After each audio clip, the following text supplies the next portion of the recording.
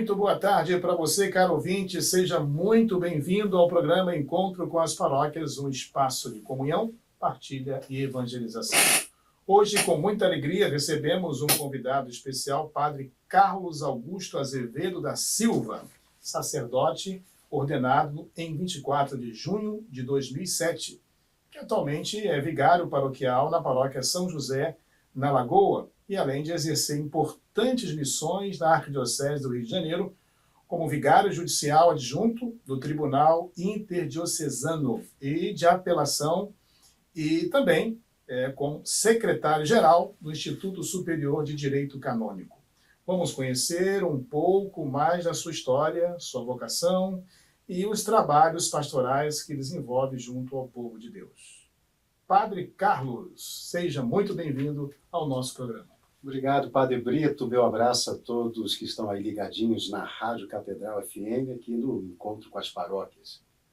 Muito bem, Padre. A gente começa sempre a entrevista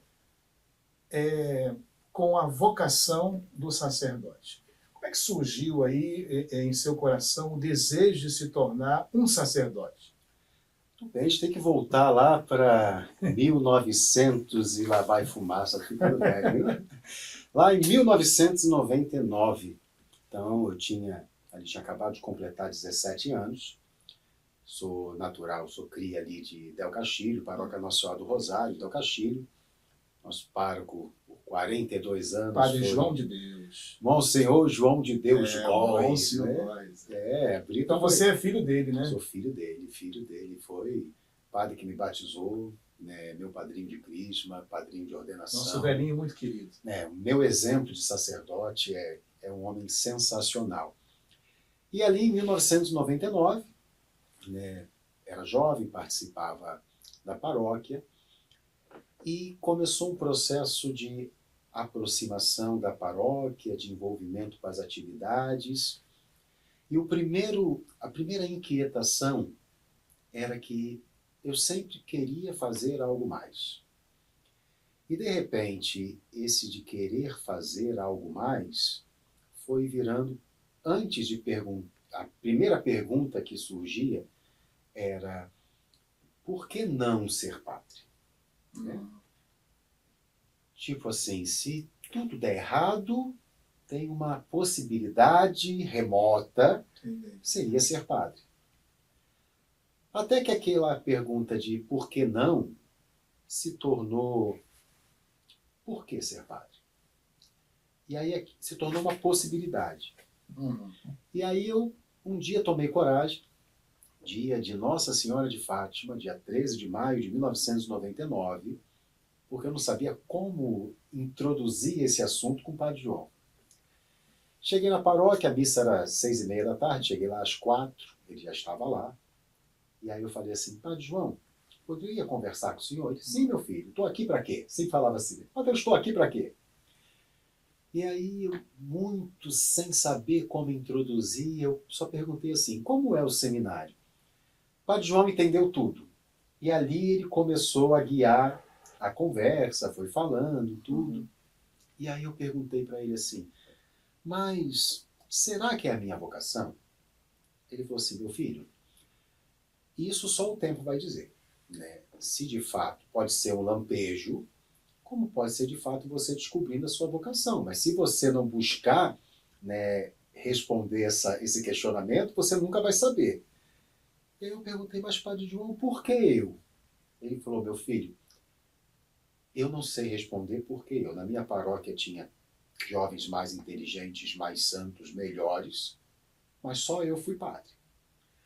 Se for sua vocação, um dia você vai ter oportunidade de perguntar a Deus por que você.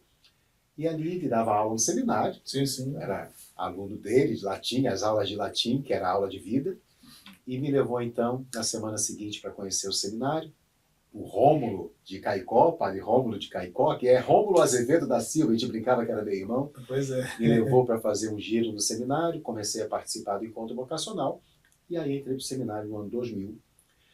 Concluindo a teologia, eu tive a oportunidade de ir fazer uma experiência missionária em Belém do Pará, que era 1 ano a princípio, e que viraram quase 15. Né? E fui ordenado por Dom Orani. Dom Orani era arcebispo em Belém do Pará, foi ordenado diácono lá em dezembro de 2006 e padre em junho de 2007. E o apoio, o apoio da sua família durante o seu processo de discernimento, formação para o sacerdócio? Meus pais são portugueses, né? E assim, uma coisa que eu tinha muito forte no meu coração era, assim, se minha mãe me pedisse para não entrar para o seminário, eu acho que eu não teria entrado. Mas nunca tive dificuldade. Eu sempre fui muito tinhoso, tipo assim, se eu falasse que eu queria uma coisa, eles sabem que eu ia. O senhor é filho único? Eu sou o mais novo, somos 3. E nesse dia 13 de manhã, quando eu acordei, eu falei para minha mãe assim: mãe, eu acho que eu vou entrar para o seminário. E saí para o colégio. Quando eu voltei à tarde, ela falou assim: você tem certeza? Não está se precipitando? Eu falei: não sei, vou conversar com o padre João. Mas nunca, pelo contrário, né? A partir do momento que eu decidi, sempre me apoiaram, sempre estavam juntos. E no dia da minha ordenação, eu descobri que, na verdade, meu pai queria ter entrado para o seminário. Meu Deus! Só que na época dele, era o meu avô que escolhia um dos filhos, porque trabalhavam na lavoura. Meus pais são portugueses, eles trabalhavam na lavoura, lá em Portugal.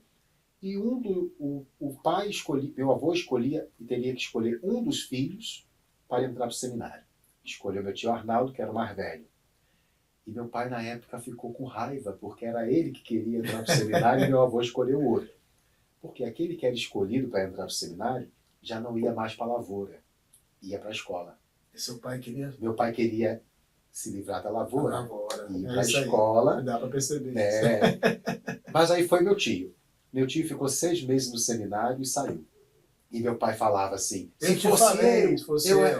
Isso aí. Mas aí, sempre isso. E aí ele falava assim, no dia da minha ordenação, meu pai muito emocionado, ele falava assim: o sonho do teu avô era ter um filho militar, uma filha professora e um filho padre.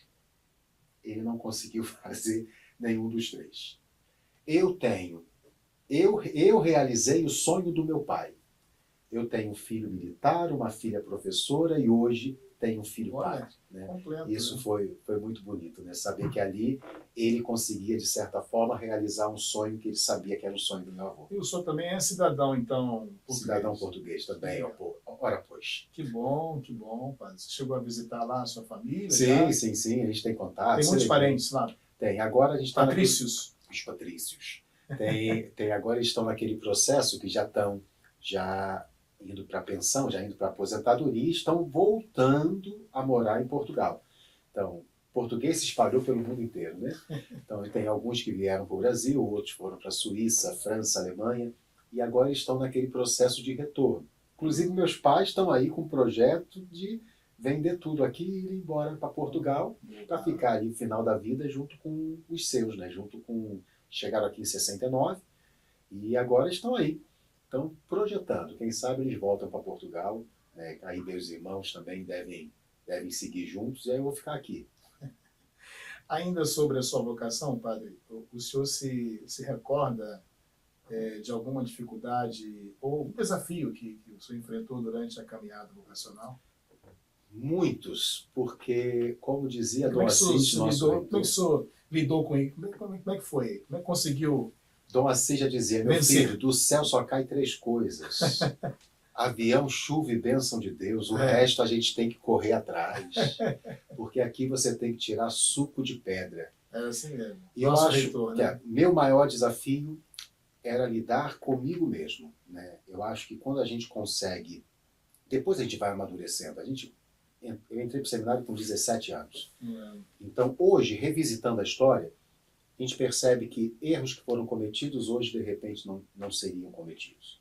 De repente, a dificuldade de respeitar a autoridade, de ser contrariado, né? Como eu sempre disse, o meu jeito de lidar com as coisas sempre muito, muito espontâneo e muito reativo, eu acho que isso dificultou na minha caminhada, mas ao mesmo tempo eu agradeço, porque se não fosse por isso, eu não teria construído a história que eu construí, e eu acho que o padre que eu sou hoje é fruto também de erros cometidos, mas que tiveram a oportunidade de serem corrigidos no caminho.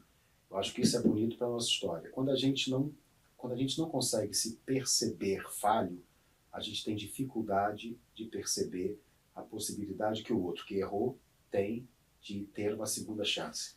Então eu agradeço a Deus também pelas dificuldades, porque elas me formaram. O senhor foi ordenado no dia 24 de junho de 2007. 24 de junho de 2007. Como é que foi aquele dia? O que mais emocionou o senhor naquela celebração? Olha, foi um domingo. Eu estava no distrito de Coaraci, na Arquidiocese de Belém. Era o dia também de 29 anos de ordenação do nosso pároco, que era o coordenador de pastoral. Hoje ele é bispo da Diocese de Bragança, do Pará. E Monsenhor Cid, o Padre Cid, era um cara sensacional, completamente o oposto de mim.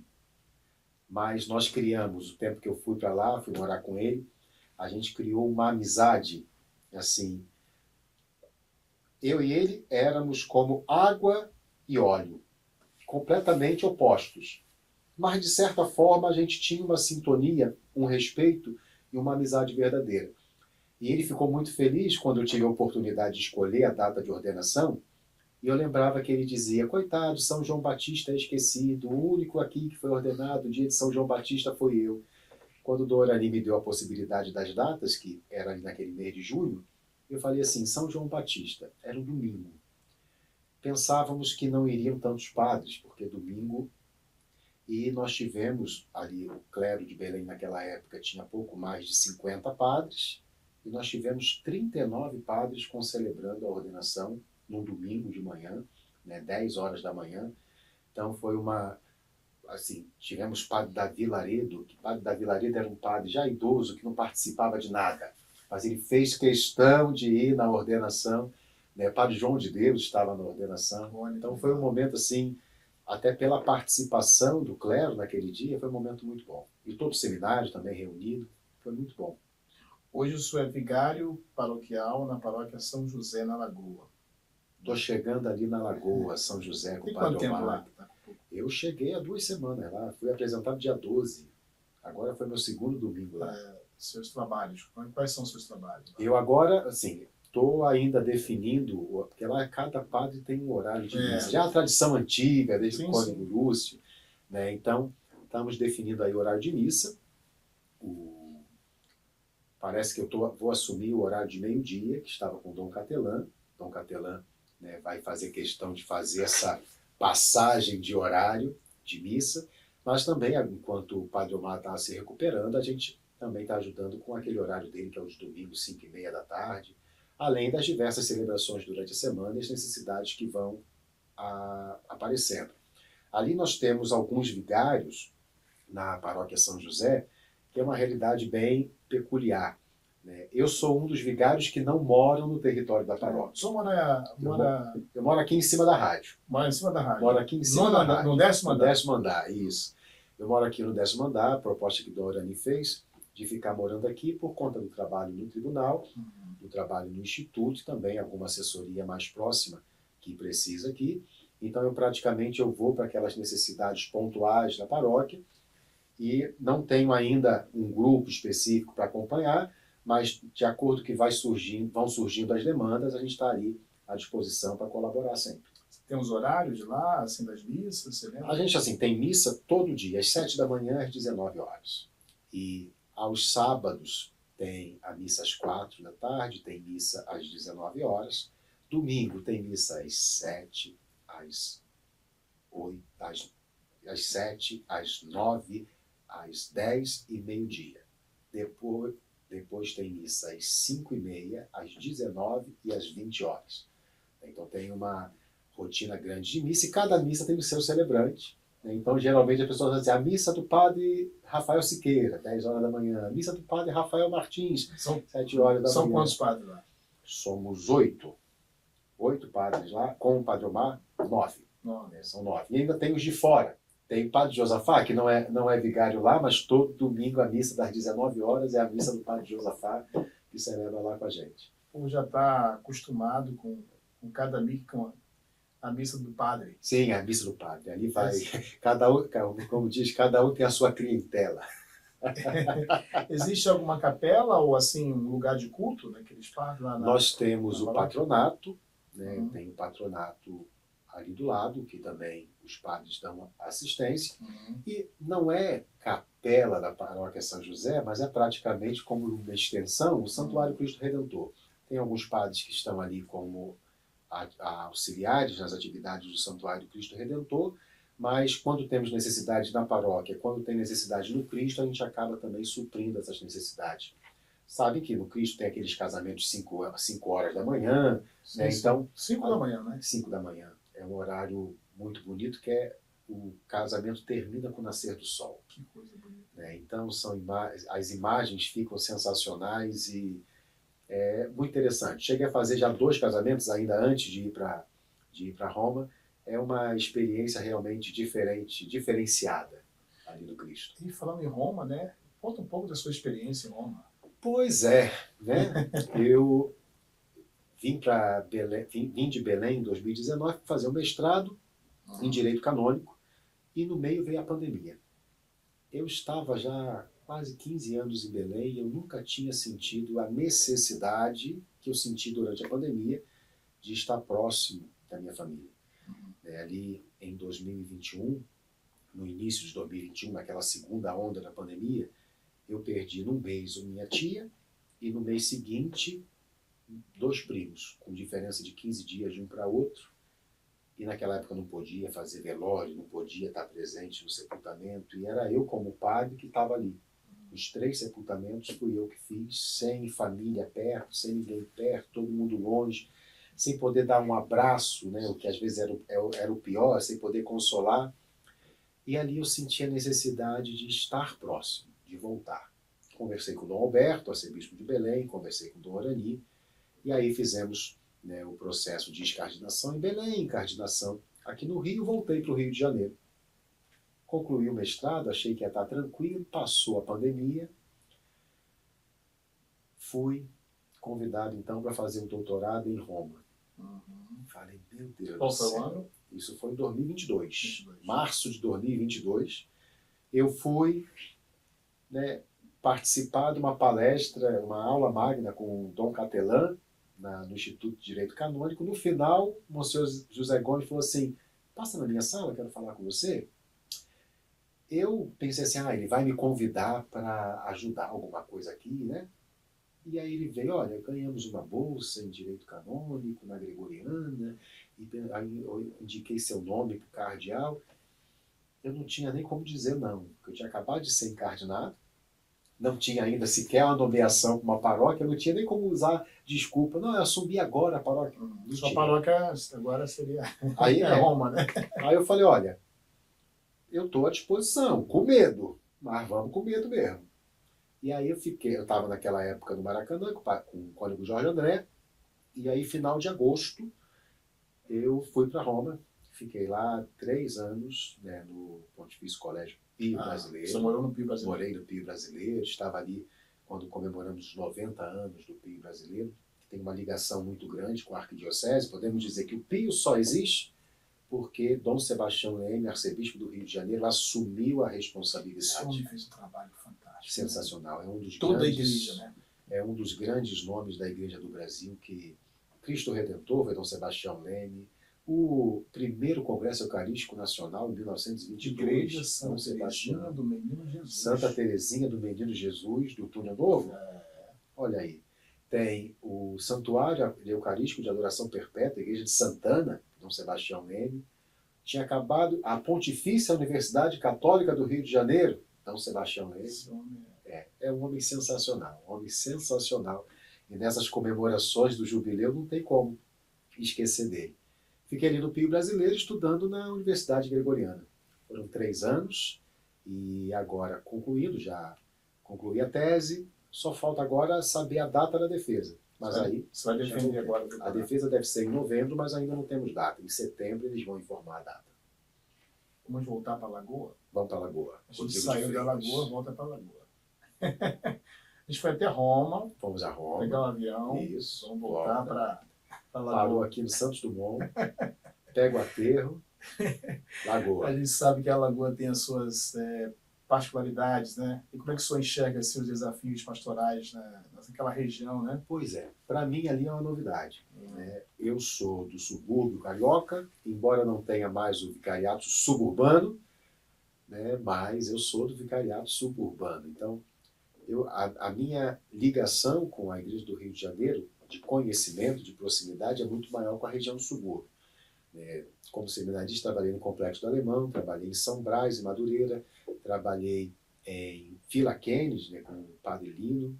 Então, essa realidade dos vicariatos, hoje em Madureira, Cascadura, Anchieta, Oeste, Campo Grande, Santa Cruz, eu conheço muito mais. Agora eu estou tendo que conhecer essa realidade do Vicariato Sul. Isso tem também a realidade do Pará, né? Pará, sim, Círio de Nazaré, sensacional, que tanta gente já conhece aqui. Imagina, né? Mas agora estou tendo que conhecer essa realidade do Vicariato Sul, que muitas vezes é tratado de uma forma um pouco preconceituosa. Mas é uma realidade que a gente vê um povo que teria todas as possibilidades de estar fazendo outras coisas e estão ali, na igreja. Comunidades vivas, com pessoas que teriam possibilidade de estarem gastando seu tempo com outros afazeres, mas que estão doando seu tempo ali também com voluntariado, ações sociais, ação de caridade, ações de evangelização, com as celebrações. Então, é um campo fértil também para a missão da nossa Arquidiocese do Rio de Janeiro. A gente vai partir agora para o direito. Direito. É o que o senhor estudou em Roma e que agora trabalha aqui na Arquidiocese. É a responsabilidade. Além da vida paroquial, né, o senhor atua na área do direito canônico. E como é que é essa missão aí, como vigário judicial adjunto do Tribunal Interdiocesano? Pois é.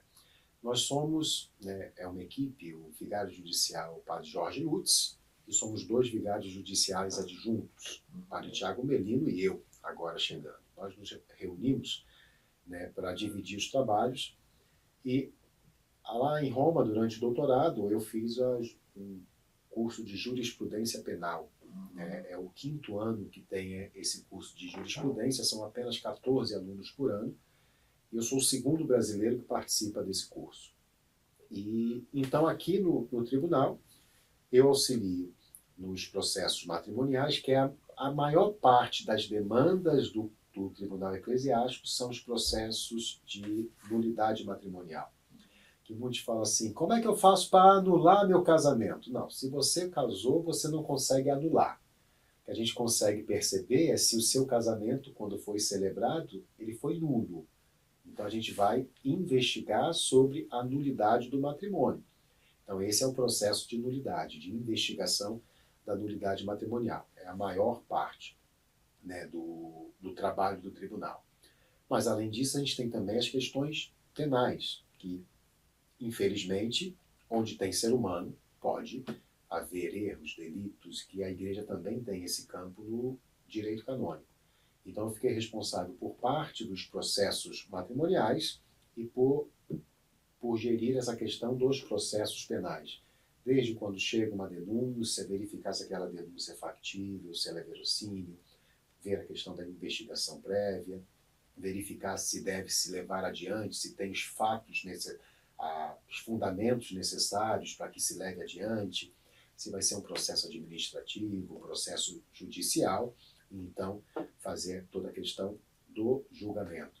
Então é esse trabalho, que é um trabalho muito sensível, porque a gente não está lidando simplesmente com papel, tanto no processo de nulidade matrimonial. Você tem contato, às vezes, não com as pessoas, com o papel, mas ter a mentalidade a consciência, que por trás daqueles papéis existe uma história, existe uma vida, existem sentimentos, existem esperanças, e você saber como lidar com tudo isso, você tem que trabalhar primeiramente com caridade, com verdade, com justiça, com misericórdia, e buscar, de fato, com que ali seja feita justiça, sempre.